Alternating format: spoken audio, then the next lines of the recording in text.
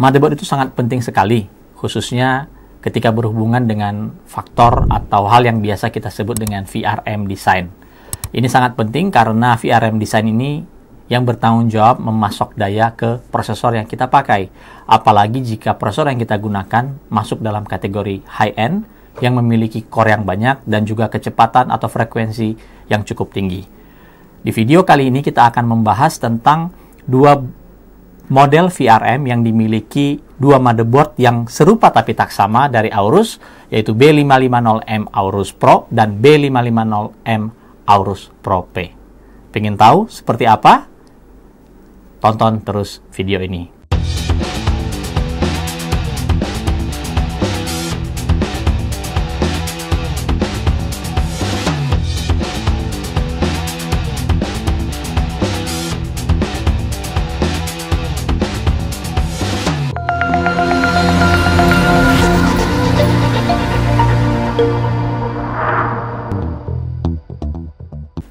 Dua motherboard ini terlihat sama, namun sebenarnya keduanya berbeda cukup signifikan.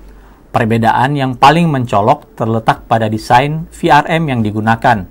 VRM bertanggung jawab terhadap pasokan daya ke prosesor yang kita pakai. B550M Aorus Pro menggunakan solusi VRM dengan doubler sebagai penyeimbang load pada masing-masing phase. VRM memiliki konfigurasi low RDS on MOSFET dari onsemi 4C06N dengan kapasitas 69 ampere pada low side dan 4C10N 46 ampere pada high side dengan total phase sebanyak 10 phase yang kemudian sinyal dari masing-masing phase ini dijadikan satu melalui doubler ISL 6617A yang akan menyeimbangkan bebannya sehingga 5 phase untuk V-core sebagai suplai tegangan untuk prosesor dan 3 phase untuk SoC sebagai suplai tegangan bagi eMMC, IGP, dan lainnya. Untuk PWM controller menggunakan chip dari Renesas RAA229004 atau yang di-rename dari Intersil yang bekerja secara digital. Spesifikasi PWM controller ini maksimal bisa mengatur hingga 8 phase total, sehingga dengan konfigurasi 5 phase V-core dan ditambah 3 phase SoC, controller ini terpenuhi secara maksimal. Motherboard kembarannya, B550M Aorus Pro P, menggunakan desain VRM yang berbeda. Alih-alih menggunakan low RDS on MOSFET, sang adik ini mengadopsi teknologi power stages dari VSEI SiC 649A berkapasitas maksimal 50 ampere per phase. Total ada 10 phase untuk V-core dan 2 phase untuk SoC. Khusus untuk 10 phase pada V-core, B550M Aorus Pro P menggunakan teknik paralel per 2 phase, di mana dari 2 phase dikonversi menjadi 1 phase atau 5+5 paralel. Berbeda dengan doubler yang membutuhkan chip pengganda, teknik paralel tidak memerlukan biaya tambahan untuk beberapa IC doubler. Sedangkan untuk PWM controller di motherboard ini menggunakan chip yang sama, yaitu dari Renesas RAA229004 seperti yang digunakan di B550M Aorus Pro. Masing-masing teknik konfigurasi VRM itu, baik doubler atau paralel, atau juga disebut dengan twin design, tujuannya untuk mengoptimalkan transient response. Transient response adalah sebuah proses input pada sirkuit elektronik, di mana output membutuhkan waktu untuk mencapai kondisi stabil atau steady state. Output akan berada pada kondisi transisi atau transient state hingga mencapai kondisi yang stabil. Respon dari sebuah sirkuit elektronik pada kondisi transisi atau transient state ini yang dikenal dengan transient response. Semakin baik atau efisien transient response, semakin terjaga pasokan tegangan pada prosesor, khususnya prosesor AMD seperti yang akan kita gunakan dalam pengujian yang membutuhkan respon output tegangan yang super cepat ketika mencapai max boost clock prosesor. Sebenarnya untuk menguji seperti apa transient respon yang dihasilkan oleh kedua motherboard ini, kita harus menggunakan alat yang disebut dengan osiloskop. Namun karena keterbatasan dana dan kami tidak memiliki alatnya hingga saat ini, kami tidak bisa menghadirkannya untuk kalian. Namun kami bisa melakukan pengujian menggunakan prosesor high-end, yaitu Ryzen 9 3950X yang ada di sebelah kanan saya ini, yang akan kita stress load pada kondisi default, dan kita akan membandingkan bagaimana tegangan yang masuk ke dalam prosesor atau yang terbaca menggunakan HW info dan berapa temperatur VRM yang dihasilkan dari masing-masing kedua motherboard yang kembar ini. Serupa tapi tak sama. Mari kita lakukan pengujian dan kita lihat seperti apa hasilnya. Dalam melakukan perbandingan dua VRM yang berbeda antar dua motherboard ini, kami menggunakan spesifikasi sebagai berikut: prosesor AMD Ryzen 9 3950X, kemudian memori dari G.Skill Trident Z Neo DDR4 3600 16GB kit dual channel, lalu kartu grafis dari Pellit RTX 2060 Super. Kemudian untuk casing, karena kita melakukan pengujian VRM, maka kami masukkan semua sistem ini ke dalam casing dari Cooler Master MB400L yang sangat sesuai untuk form factor motherboard Micro ATX, dengan 3 buah kipas di depan untuk intake dan 1 buah kipas di belakang untuk outtake. Lalu untuk cooling, kami menggunakan Cooler Master AIO ML240R untuk mencegah atau kami mengurangi aliran udara yang ada di VRM. Jadi menggunakan AIO ini tujuannya agar fokus mendinginkan prosesor saja. Kemudian untuk power supply yang kami gunakan adalah MWE 550 watt. Demikian spesifikasi yang kami gunakan dalam video perbandingan VRM kali ini. Untuk membandingkan kedua VRM dua motherboard serupa tapi tak sama ini, kami menggunakan benchmark Cinebench Release 20, kemudian melakukan monitoring dengan hardware info, hardware info yang bisa didapatkan secara gratis. Kita akan mengukur behavior atau tingkah laku tegangan yang muncul dari sensor prosesor AMD Ryzen 9 350X di bagian CPU Core Voltage SVI2 TFN. Dan untuk mengukur VRM temperatur, digunakan sensor dari PWM controller digital dari dari Intersil ISL 69269 atau Renesas. Yang dihitung di sini adalah VR Loop 1. Kita lihat kondisi prosesor berjalan default dan motherboard yang kami gunakan B550M Aorus Pro. Di sini kita bisa lihat dalam kondisi default, V-Core menunjukkan angka minimum di 0,295 volt dan maksimum di 1,481 volt. Kita akan load dengan Cinebench R20. Nah, kita matiin sebentar HW info dan kemudian kita akan hidupkan lagi setelah Cinebench R20 berjalan.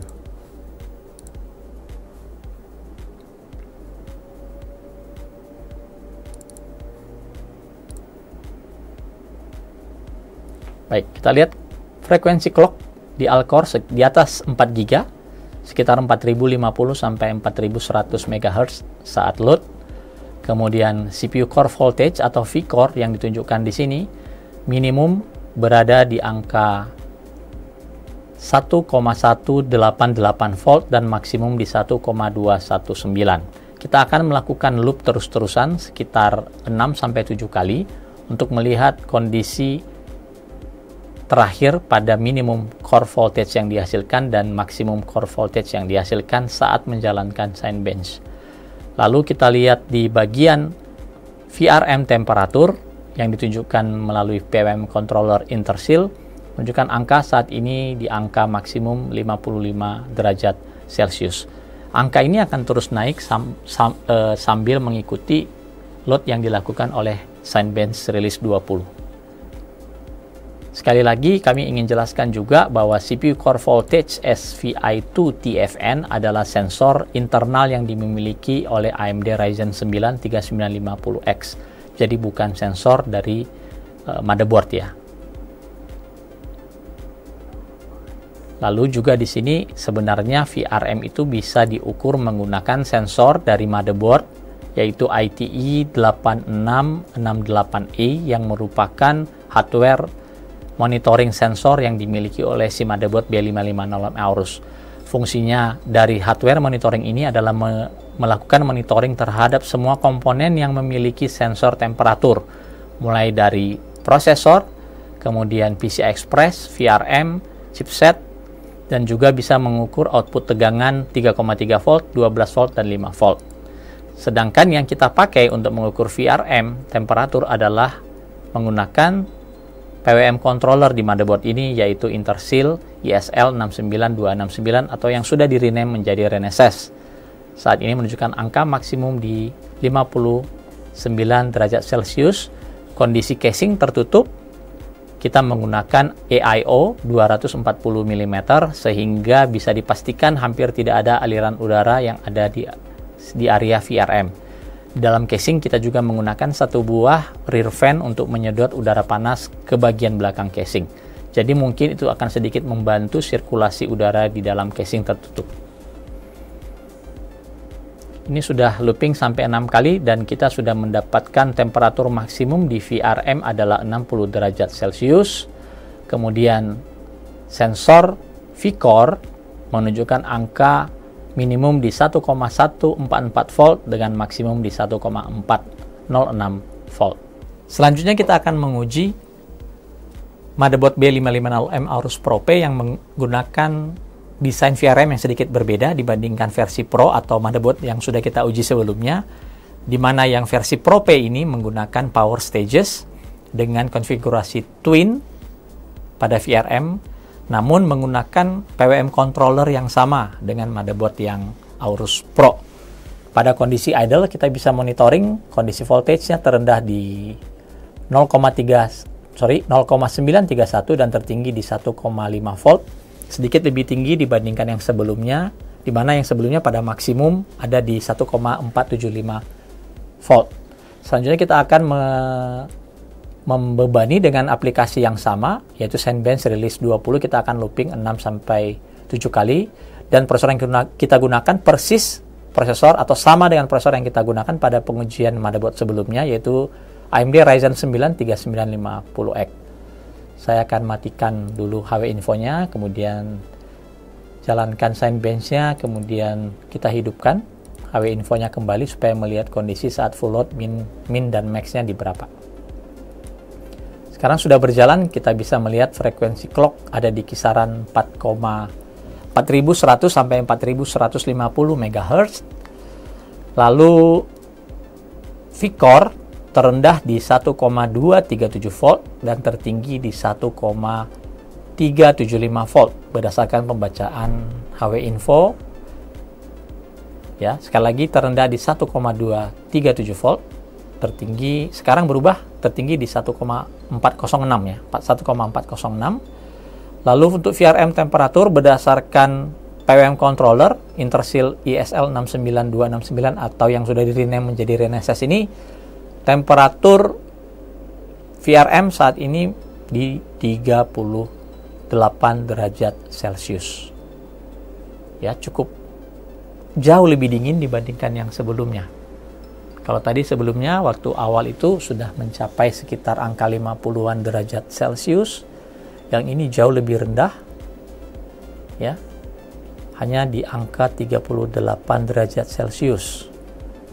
Kita sudah ada di looping ketiga saat ini. Kita lihat monitoring core voltage terendah di 1,219, tertinggi di 1,406 volt berdasarkan sensor internal dari si AMD Ryzen 9 3950X, dan frekuensi clock saat full load, saat semua core dan thread itu di load, ada di angka 4050, 4075 hingga 4100 MHz.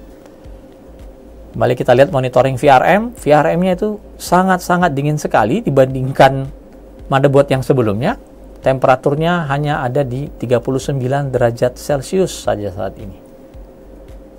Ya, sangat jauh berbeda ya dibandingkan sebelumnya. Kalau yang sebelumnya tadi kita sudah mencapai angka 60 derajat. Kita sudah bersama-sama melihat hasil dari pengujian dua motherboard ini.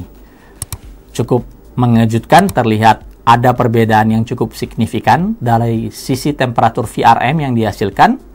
B550M Aorus Pro P jauh lebih dingin dibandingkan Aorus Pro. Dan Aorus Pro P menggunakan desain twin design plus power stages. Tidak seperti kakaknya B550M Aorus Pro yang masih menggunakan desain low RDS on MOSFET yang menggunakan high side dan low side dan menggunakan doubler. Ada gap 20 derajat saat load. Namun juga perlu kalian perhatikan ada overshoot sedikit yang terjadi pada VCore di motherboard B550M Aorus Pro P, di mana pada kondisi turbo, pada frekuensi turbo dari Ryzen 9 3950X, kita sama-sama melihat HW Info menunjukkan angka 1,5 volt. Sedangkan B550 Aorus Pro hanya membutuhkan 1,475 volt. Artinya ada perbedaan yang terjadi untuk kebutuhan prosesor. Perlu kami sampaikan, prosesor yang kami pakai persis sama. Jadi prosesor yang sama kami pindahkan saja di motherboard, dan pengujian kita lakukan di dalam casing yang tertutup dan menggunakan AIO. Jadi hampir bisa dikatakan di VRM itu tidak ada aliran udara yang cukup berarti. Dari pengujian yang kita lakukan, kita sudah bisa bersama-sama melihat bahwa dari VRM design menghasilkan perbedaan yang cukup signifikan sekali, terutama dari sisi temperatur. Memang seperti tadi sudah kita ulas, kita membutuhkan osiloskop, tetapi karena keterbatasan, sekali lagi kami tidak bisa menghadirkan angka atau grafik dari transient response yang dimaksud seperti yang kami sudah jelaskan di awal. Oke, demikian video kita kali ini. Semoga berguna dan semoga teman-teman itu bisa memiliki pengetahuan baru ketika memilih sebuah motherboard. Dan satu lagi, sebenarnya selain dari dua desain power phase ini, ada satu lagi yang namanya direct, yang tidak menggunakan doubler dan juga tidak menggunakan twin. Nah, kalau direct ini, dia ada di beberapa motherboard high-end, dan pada waktunya nanti kami akan juga menghadirkan pengujiannya jika ada model motherboard yang sama persis, tetapi hanya berbeda dari sisi VRM design. Sampai jumpa di video-video MyClub ID berikutnya.